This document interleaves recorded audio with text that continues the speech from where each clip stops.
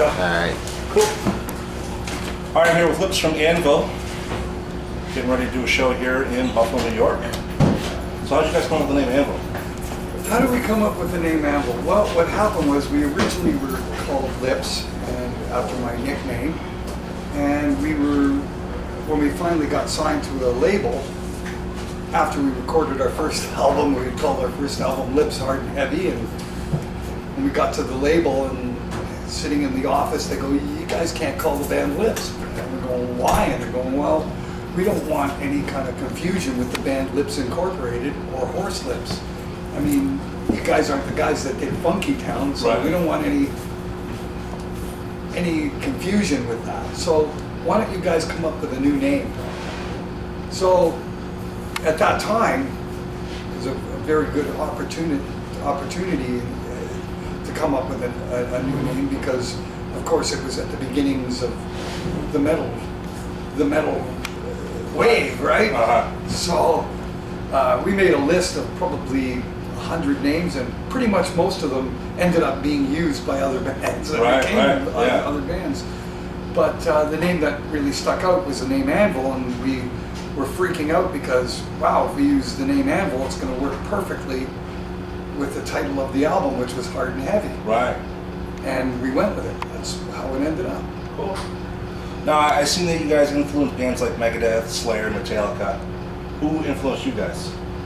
Well, you know, it's interesting. It's if you can imagine a staircase of hard rock bands, and I call it a staircase because every band, you have to step on one stair to get to the next. Right.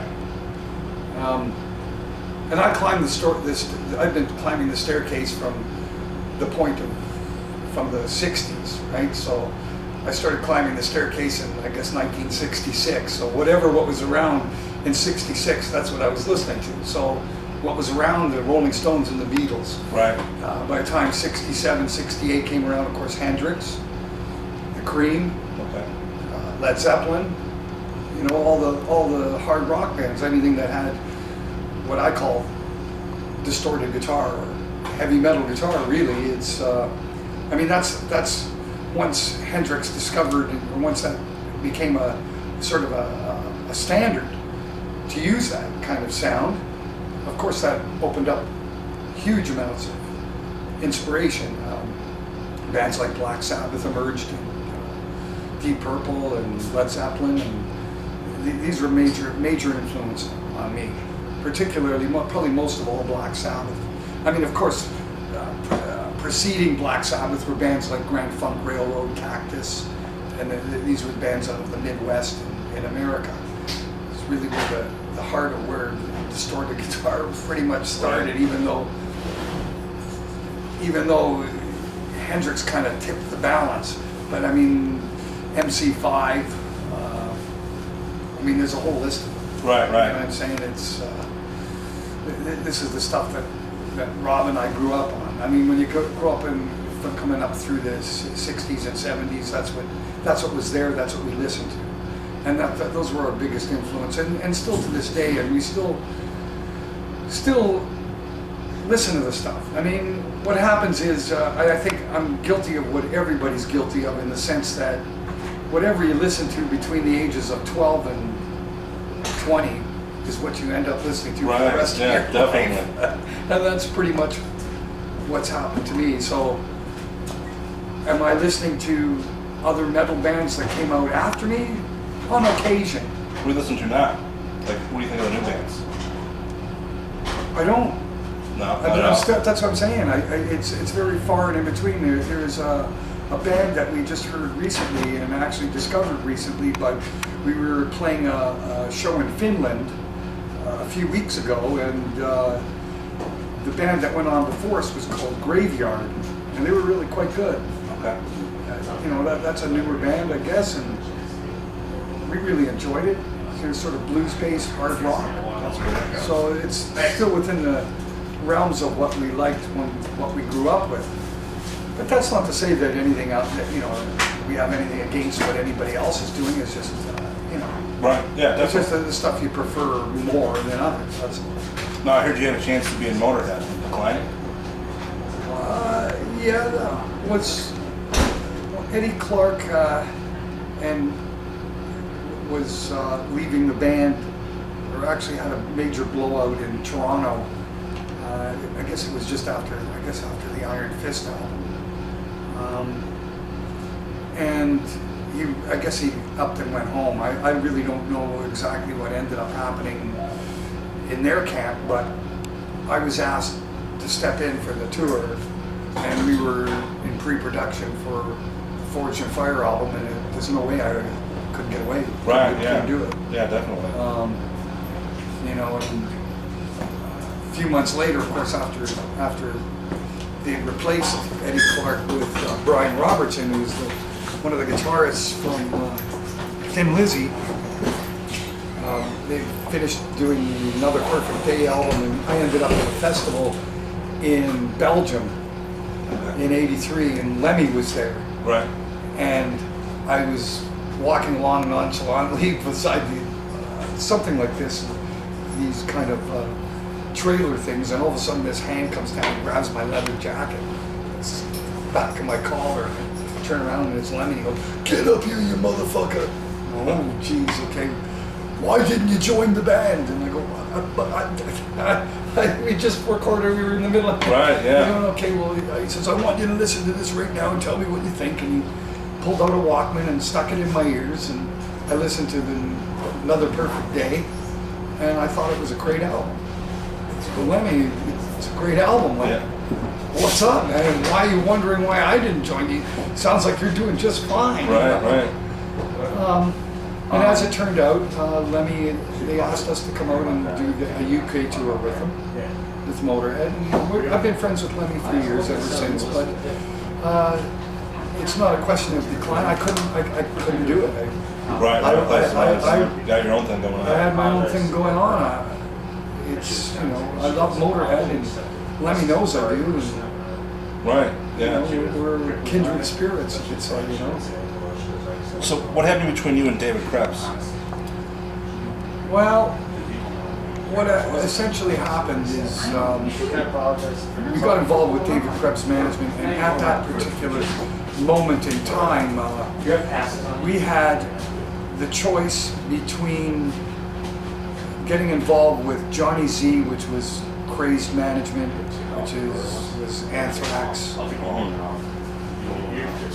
King's X. Right. I got it.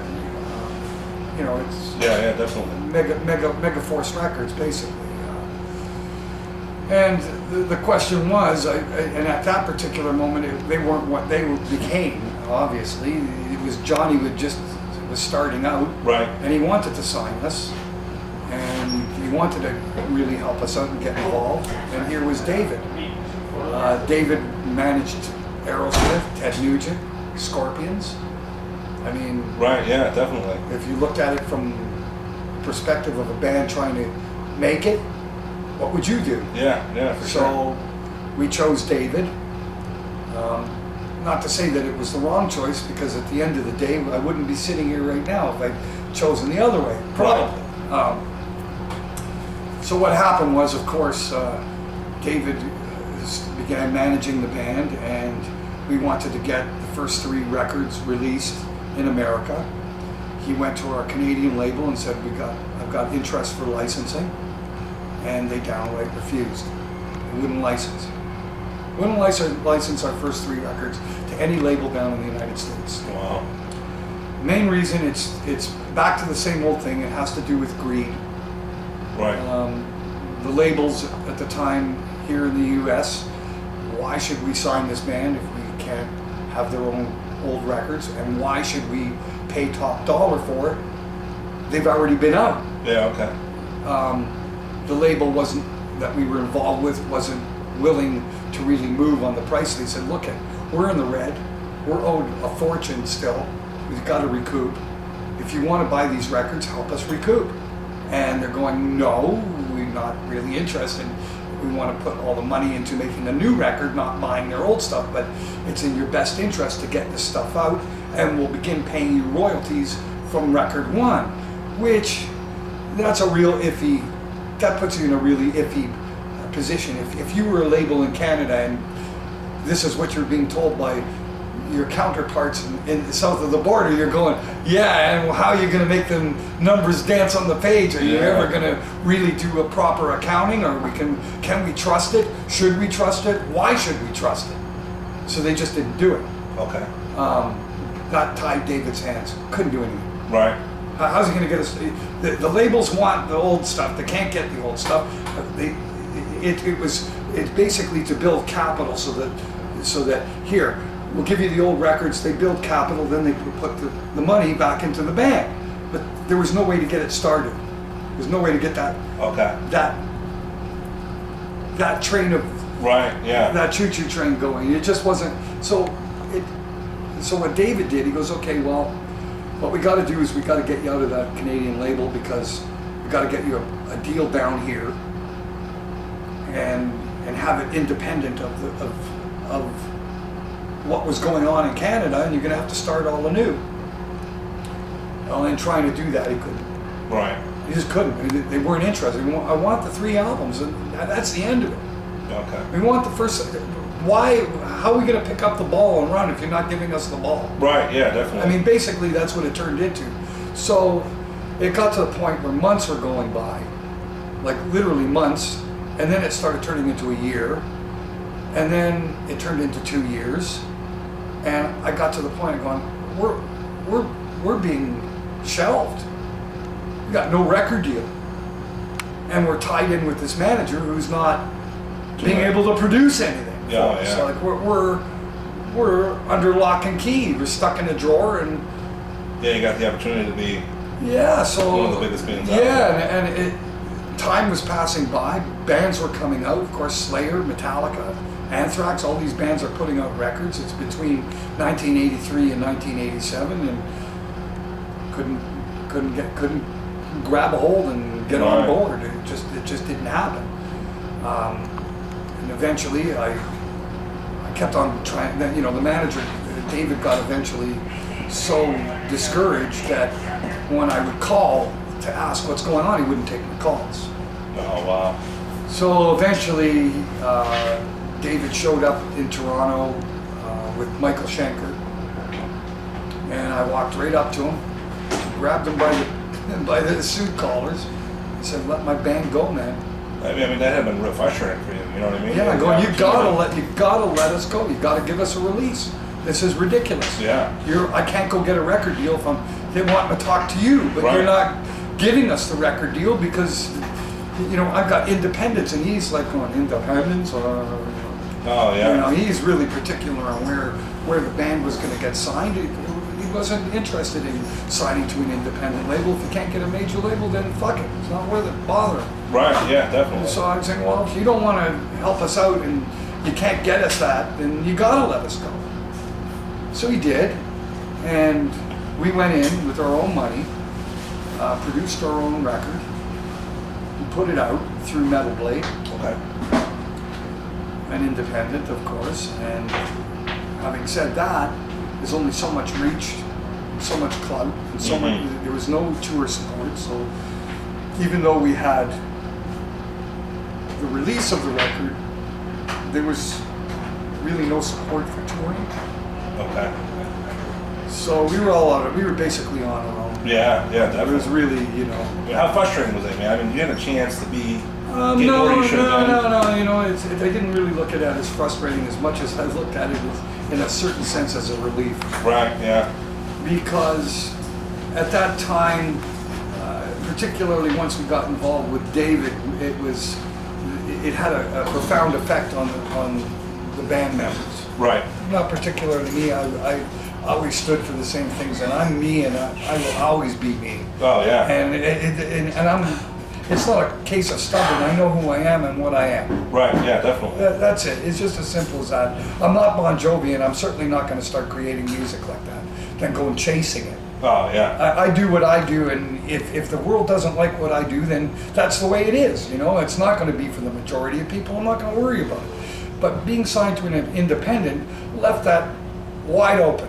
Do whatever the hell I wanted. I didn't have a record company. In fact, when we did the recordings for Metal Blade, We were completely on our own. Whatever we chose to put on that record is what we put on it. It was never, well, why don't you do a commercial song, or why don't you do something that's for radio play? Right. Whatever we wanted to do was fine with him. Do whatever you like, and I'm sure I'll like it. And he did. Brian was very good about it. No problem. No problem. And we did a couple records with that label, and of course with the lack of real support that you don't get with an independent, and you're not. I mean, it's all about the way that a band is put out, and the way that the way it gets perceived. So if you begin playing clubs that hold 100, 150 people, 200 people, that's what you are. You're a band that plays 150, 200 people. Mm-hmm. So you're never. How do you get out of there? Once you start doing it, that's what you are. And how do you get out of there? You know. Yeah, definitely. So previous to that, of course, we were beginning to rise. We were playing major concerts with, of course, like what was depicted in the movie, and that was partially due to with David Krebs and some of the way that we got even put out in the United States right at the cusp when we were looking for that deal. We were playing major. We were beginning to start to make it. Yeah, definitely. But that plug got pulled. Yeah. And there is nobody fighting for us to get us those shows on the big major with the major bands and playing in major places and being seen in the light that you should be for what you're doing. But we didn't have that, so you do it any which way you can. But like I say, you do what you can, and you do it the best you can, and that's what we were left with. So for years and years, and I mean years and years, we stayed on that independent label, kept on pumping out the records and writing and doing it just the way we want to, and eventually, and I do mean eventually, one of the fans that we met way back in 1982 grew up. We ended up going to Los Angeles and going to film school and everything, became a screenwriter, ends up working for Steven Spielberg, makes a great name for himself. Next thing I know, my phone's ringing and he's going, "Come on down and visit me." I go down and visit him, and he takes a look at what I've been up to, and he was just completely blown away. He goes, "You are made of iron." Yeah, for sure. He says, "The world's got to know about this, man." And he says, "Who would have ever you guys have put up with all that for this length of time and still be here and still have that same heart and belief?" He was astonished. But it's just my nature. Right. It's just my nature. Why am I giving up what I love? I knew that I left a great impression on my first few albums, and I've been, sent out into the wilderness. It doesn't mean that I'm any less good or that I'm bad. It just means that whoever I've been doing business with or the way I've been doing business hasn't worked. I mean, basically what ended up happening, the business failed the band. The band didn't fail, the business failed the band. Yeah, definitely. Without all the right combination of things around a band, it's impossible to make it. You need a manager. You have to have a manager. A manager secures your producer. He secures gigs. Right. He puts you in front of the people the way that you should be seen. And in order to get that, what I discovered after many years is basically you've got to do all the ground footwork. Right. Yeah. You got to basically pretty much get almost all the way there, and now you need those real elements to get you there the rest of the way. Right. And the movie put us into the position where now we've acquired a manager. Mm-hmm. We ended up with Slayer's manager, which was what I really wanted. Right. And it was that particular manager I was looking to get. A lot of people go, "Well, you should with this movie and everything." The guy, Metallica's management. Yeah, but Metallica's management, I think they're more prone to be looking for radio-oriented music. I mean, they're looking after Shania Twain. What are they going to know about Anvil? Yeah, I think that you want to go I want to go with somebody who's going to have the experience of breaking a band without radio play. Yeah, for sure. You know, Yeah. and I think that Slayer's management would be the place that I'd want to be, because Slayer's so hardcore and never so had to sell out to attain their stature. Mm-hmm. This manager must know what he's doing. Right. That's the guy I want. Yeah, definitely. And it wasn't like I went knocking on his door. That's not how that came to be. Actually, it's actually quite interesting. There was an article in Spin magazine that caught the attention of Pinnacle Booking Agency. That's Scott Sokol and the people at Pinnacle, and he went and looked me up on the internet and called me, and he goes, "I want to book your band." I go, "Okay." He goes, "Who's your manager?" I go, "I don't have a manager." Right, yeah. He goes, "I got a guy." And I go, "Who do you know?" And he goes, "I'm going to talk to Rick Sales." I go, "Really?" He goes, "Yeah, he's really good. I'm really tight with him." Cool. Yeah, definitely. So it wasn't like I had to knock on Rick's door. Right. Somebody who Rick works with on a daily basis went and said, "Hey, Check these guys out. check these guys out." So it's coming from a place close to home for him. So it's a much different, it's a different way of getting in, and that's how you really get in. Right. That's how you do get in. You don't get in just because you got a movie. Yeah. It took a friend to a friend, and you know it's that kind of thing.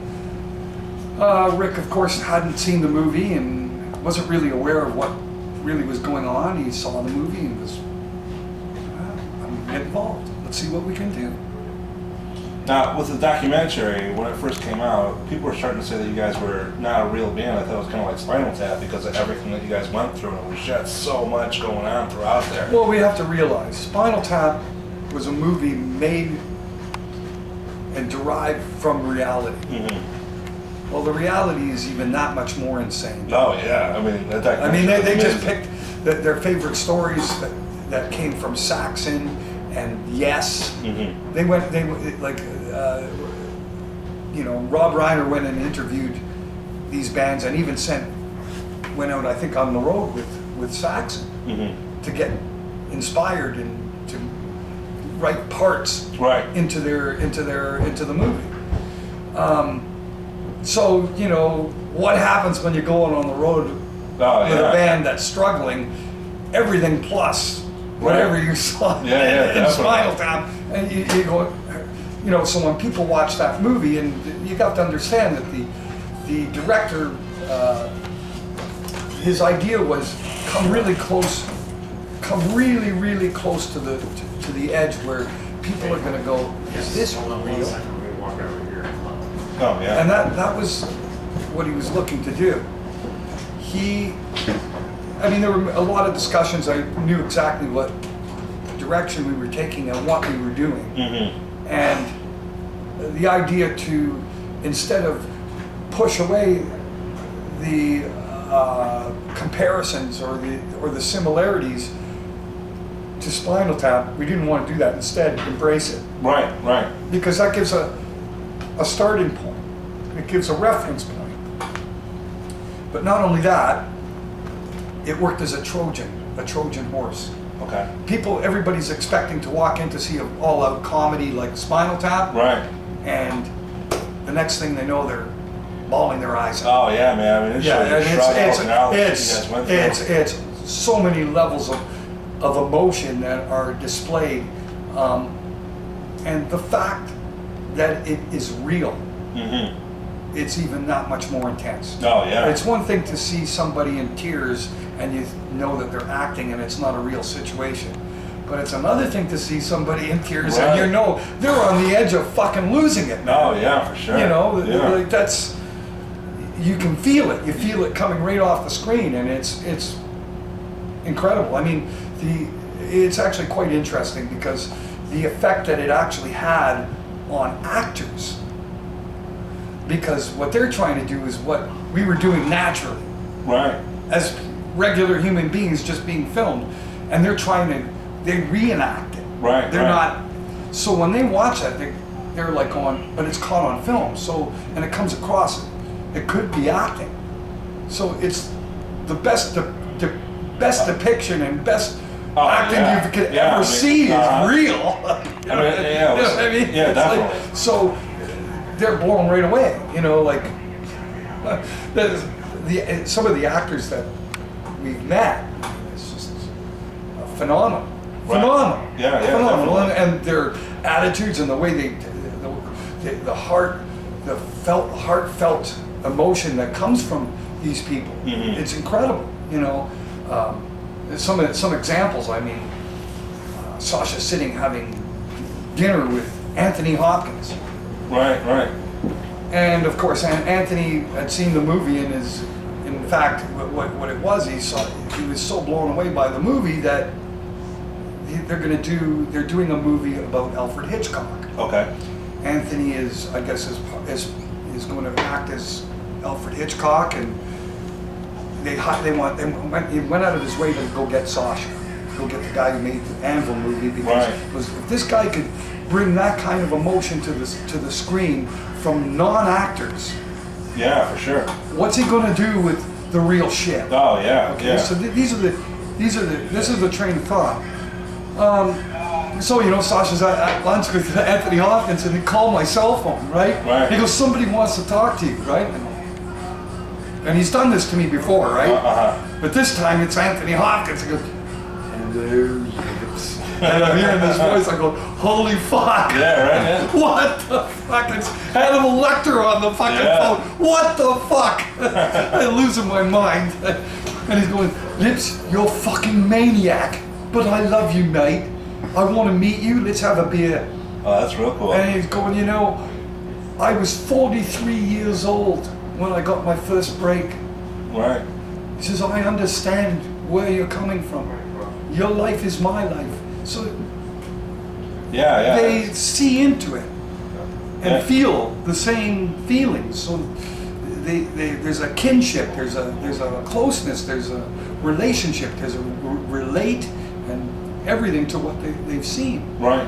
So I mean, it's really remarkable, really remarkable. I mean, that's just one example. I'm just giving you one example, and it's a great example. And I'm a huge fan of Anthony Hopkins. I think he's one of the most extraordinary actors. Oh yeah, I mean today, and to have somebody like that talking to you on the phone like that, it just wow. Yeah, it must have been real cool. For sure. Yeah. So I see that you guys were in the movie The Green Hornet.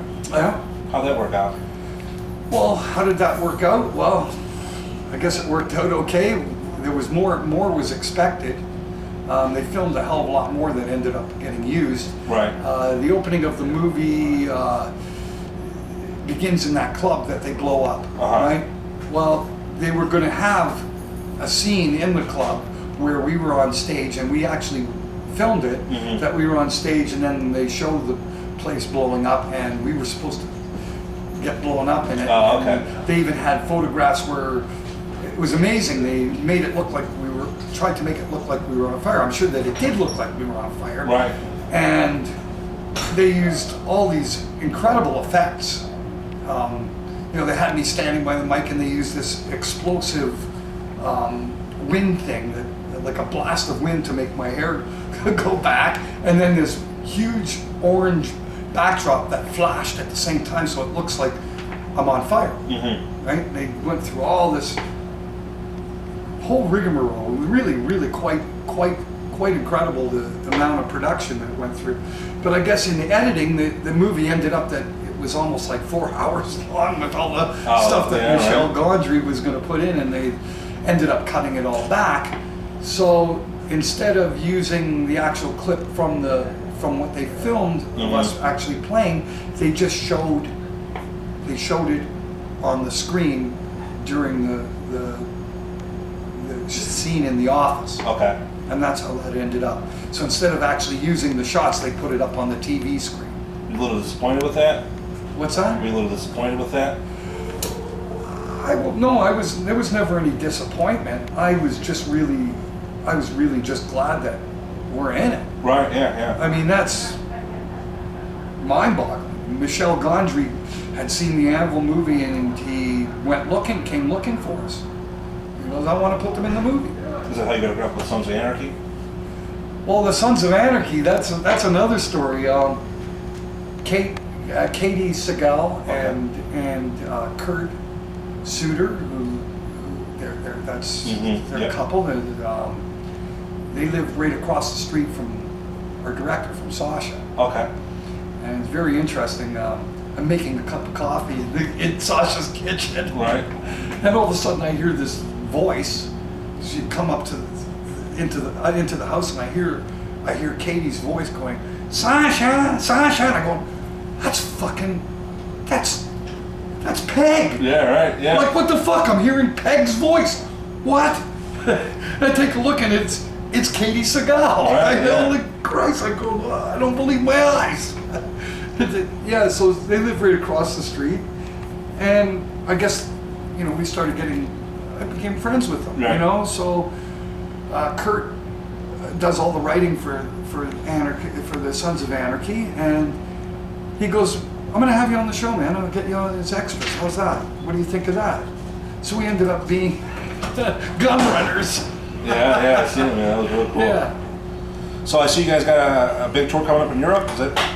Yep. Is that for you guys? Yeah, we were going out with Saxon for about a few weeks. Should be a lot of fun, man. And they got a best of CD coming up. Yeah, got a best of CD coming out. Yeah. Staying busy, man. Yeah, definitely. Trying to make it. What do you think is the difference between crowds now and then when you guys first came out? I mean, back in the day, everyone, lights go out, everyone lights up their joints, everyone's having a good time. Now it's, it's a different scene out there. There's beach balls and... I don't know. I don't really. It's really hard to give you an answer on that. Is there a difference? No, I don't know that there's really a difference. I think that entertainment is entertainment, and if you're good, you're good. Right. Yeah. And a happy crowd is a happy crowd. Yeah, definitely. So I don't really think a lot has changed. Europe is probably the least changed. You still see all the denim jackets and leathers and studs and patches, and it looks like it always has. Cool. So the metal scene never diminished in any shape or form in Europe. It's always remained the same, and been like that probably for 20, 30 years now anyway. Not as trend oriented. Here might be a bit different, but I can't really put your finger on it if it's really any different. I think the demographics have grown in the sense that 20 years ago there's 20 years less of exposure of heavy metal. Right. So I think that now, there's actually a bigger audience for it than there ever has been before. Well, I see a lot of people now are going back to that older rock and roll. I mean, people want to see those old shows now. Oh yeah, well there's definitely a level of nostalgia. Mm-hmm. There's a certain level of it, but it's not just that. It's not just that alone. I think it's partially the quality. Yeah, definitely. There's a quality that seems to have gotten lost over the years or since those years. And there's a feeling of let's take a look back and see there's something special about that era and what was going on there. And it was, because it was the renaissance of it, really. After the Beatles, of course, and the discovery of the electric guitar and everything that it's been used for, came to a pinnacle point. Right. In the late 80s, where you got guitarists playing so fast and so fluidly, like a violin, as speedy as the flight of the bumblebees. Right. You got guitarists doing that, and it lost its shape. It became almost a competition of ability rather than making music. And what that did is it turned the tables around. And that's what brought in the grunge. Right, right. It's like we're sick of hearing guys standing there for 25 minutes playing the same guitar solo, playing up and down the neck at 1,000,000 miles an hour, and I can't remember one bloody note from the next. Forget the guitar solos, and for a period of time, no one's playing guitar solos because it turned around, and that's what happens with trance. If it gets too thick and too much of something, it turns around to the opposite. Right. So it went like that for an opposite, and then all of a sudden what happens is we're losing quality. You know, the guys who could really, really play well also were writing very, very interesting, meticulously played riffs. That there was a quality there that got lost. Now, the guys who could really play are not being listened to anymore, and guys who are kind of half-ass and they can't really play like that, they're just playing simple chord patterns. It's not as ornate. It became a lot simpler. People were longing for what it was. It's, once again, flip-flop, flip-flop. Right. It's the pendulum, you know what I mean? Definitely. So right now the pendulum is back towards the sort of integrity-driven rock music. Right. You know, let me hear you, how well you can play. But now it's come with a little bit more, I believe it's come with a little bit more flavor and taste, in the sense. You don't want to hear a guy playing 1,000,000,000 miles an hour. That's not necessarily what people want to hear. Can you play me a guitar solo that I can remember all the notes and has a melodic sort of background? People like that. Blues-based, when you can hear the notes and really you can tell it's felt. People like that. A mixture of both, and that's where you've got guys like, that's why you got the excelling of guys like Ozzy's guitarist, Zakk Wylde. Zakk Wylde is sort of a mixture of those two worlds, where he can play like a shredder, like the crazy violin runs that you learn at the university in Los Angeles for guitar, and at the same time he'll play blues bass where you can. So it's a mixture of both. It's not just look at how many notes I can play. It's like listen to the feeling that I'm able to put across. And I think that there's been a big step towards that, which is a great thing. I think that's a great thing. It lost its sort of athletic aspect and competitive aspect, where who's going to play the fastest. Now it's who's going to move me emotionally with their playing. And I think that's what the world is really looking at these days now. So yeah, it's come around. I think it's a great thing. You know, it might be the upward part of the trend that everybody's getting back into it again, but it's also a little bit, I personally think, somehow connected to the way the economy is. I think that when the economy goes for tanks, that's when people want to listen to really much more aggressive music, because they're really frustrated. Oh yeah, definitely. What's up? Well, I'm just saying that this isn't the production office here. What's that? This is the production office here. Oh, and they want to get in here? This house is production office, yes. So we want to clear it out, and we're about an hour out too, so I want you to... All right, one more question, then we're out of here. Okay. All right, you guys are big on the fact that you guys never sold out. What bands do you think sold out to get where they needed to be? Ooh. That's... You can say Alice Cooper. Yeah, I'm not, sell out. I'm quite adverse to that train of thought. I don't think that anybody really purposely sells out. Right. I think that it's a natural progression. You keep writing till you find something that does well with a majority of people. I don't think that you're looking to change and become lame. Right. I think you're looking to find what is going to be universally acceptable from my band. I think that, and that's why I really wouldn't say that anybody really sold out. I remember that there was a lot of backlash about Metallica selling out, and when I listened to the album, I'm going, I don't get it. Why are people saying that? Like, it's heavy as hell. Like, what's sold out? The only thing that's happened is radio's playing it. Yeah. So what? That doesn't mean they sold out. It just means that We got some success. the radio caught on to it. Right. Like, Yeah. give the band a break. Like, I don't get it. Yeah, for sure. You know, and then you read interviews and they're going, the interviewer goes, "You sold out." And the poor guys in the band go, "What do you mean? We just went in and wrote a bunch of new songs. What do you want from us? Yeah, Like, you know. What do you want from us? You know?" And I think that's a real true reality. I don't think anybody really purposely sells out. I think you certainly look to try to make yourself more accessible, but I don't think you really want to gum out your music, make it Right. wimpy. That's not really the intent. And and most of the time it happens on purpose by accident. You know what I mean? Yeah. Like when we put out the Metal on Metal album, the last song in my mind that would have ever been on the radio would have been Metal on Metal. Right. And I'm driving in my car in 1982 and I'm listening to AM radio and Metal on Metal comes on the radio. And I'm going, oh my God, AM radio, Metal on Metal? Right. What? Yeah. Did we sell out?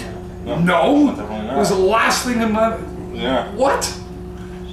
So what I'm saying is most cases it's probably like that. Right.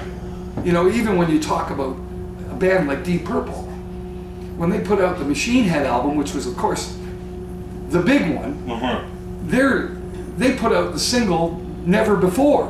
Right. And Smoke on the Water got picked up, and they're all going, what?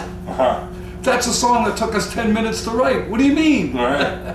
Yeah, definitely. And that's why I'm saying it's usually by accident on purpose. Cool.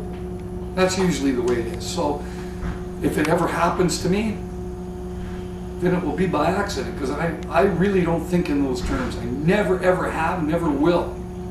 It's who I am, what I am, that's what I do. Right. If it happens to make it on the radio, a miracle happened. I mean, that's really what it is. It's going to be by accident. It's not going to be something that I focused on and went out of my way to create. Right. It just happened. And that's really the best. Yeah, definitely. And that's where you can sustain it, because when you really focus in on things and you want to sort of shape it, and you create it into this thing, how are you going to recreate it? Mm-hmm. It didn't come naturally. You took all this to do this. How are you going to do this again? Yeah. So where it's really got to come from, it's got to come from the heart and natural. And if the radio picks it up, they pick it up. If they don't, oh well. That's the way it works. Yeah, definitely. So you got to do it. Whatever you're going to do, it's got to be natural. Don't pre-think it. If the riff is cool, go with it. Why are you worried about whether it's going to be on the radio or whether? Right. Yeah. Make it so you like it. Yeah, definitely. And that's what your job is as a musician. Make music you like. And that's it. If it goes big or if it doesn't, that's after the fact.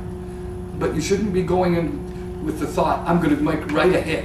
Right. You're never going to do it. Uh-huh. The closer you get, the farther away it gets. Because by the time you come up with it, it's like the Black Sabbath song on the Sabbath Bloody Living for Today. Okay, yeah. I think you know what. Yeah. And by the time your music comes out, it's already old hat. Yeah, right. You've come up with a hit single that somebody else already did. Basically, you can't follow. You must lead. Definitely. I mean, that's really what it's about. It's really about, instead of doing what everybody else is doing, look for what is unique for you. I mean, that's what I've done, and I live in this bubble. Doesn't matter what goes on in the rest of the world. I'm me. And if everybody likes it, then I'm doing good. It's all good, But if I'm gonna, why would I make a record that sounds like Metallica? Why would I make a record that sounds like Queensrÿche? Why would I make a record that sounds like Lizzie Borden? Or why would I make a record that sounds like Raven? Yeah. I gotta make an album that sounds only like Anvil. Yeah, definitely. That's the ticket. That's really the ticket. You gotta be unique. You gotta make music that no one else can make but you, and it's gotta be from the heart. And then you have a fighting chance, because you're never going to be able to recreate hits over and over if you're trying to. Right. It's just something that happens. Cool. I mean, Deep Purple never wrote another Smoke on the Water. No, You know what I no, mean? for sure, yeah. You know what I'm saying? It's Yeah. just, and I never wrote another Metal on Metal. It's just one of those things, Right. you know. I'm hoping that one day I will, but I mean, you know, the new album is killer and it's got some great, memorable stuff, but there's no Metal on it as such. Right. There's no song that sounds like Metal on Metal. I'll never be able to do that again. There's only one song like Metal on Metal. How do you write another one that sounds like Yeah. They ruin it. Everyone will try to write it. You can't do that. Right. Everything that you do must be new and fresh and from the heart. Cool. You got anything you want to promote? No, I think I'm all good, man. All right, man. Great. Great. Thanks a very lot, much. man.